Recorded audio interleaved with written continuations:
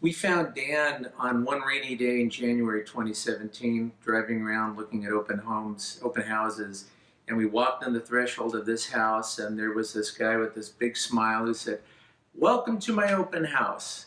The reason we wanted to move, we actually had no intention of moving. We lived for 30 years in our old home in Chino Hills, but we have a developmentally disabled daughter who we moved to Peppermint Ridge here in Corona, which is this great nonprofit for the developmentally disabled. And we wanted to be closer to her as we age and only be able to drive a few minutes to visit her and be involved in the organization. We hadn't been in the real estate market for 3 decades, so it's almost like this was a first-time transaction.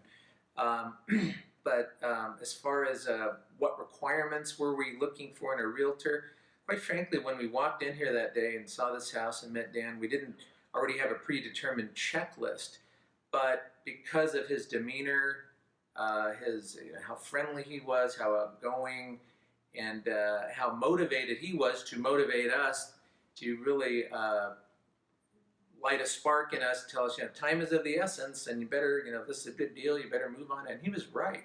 He was right. So it's not like we came into this deal expecting, with the whole checklist of the realtor must be whatever, but we immediately felt at ease and comfortable, like he was the right guy and he was the right choice. He's personable, he's motivated, he's responsive, he's customer service oriented, and he knows what he's doing.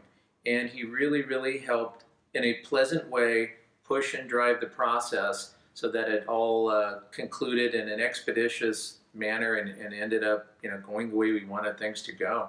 Working with Dan was always very, very easy, very responsive, calling, texting, again, he'd always get back to us. He was very, very service oriented and always very positive. Even when we had a few stressful moments, he was pretty mellow the whole time. Dan, in our opinion, really went above and beyond your average, I think, salesperson.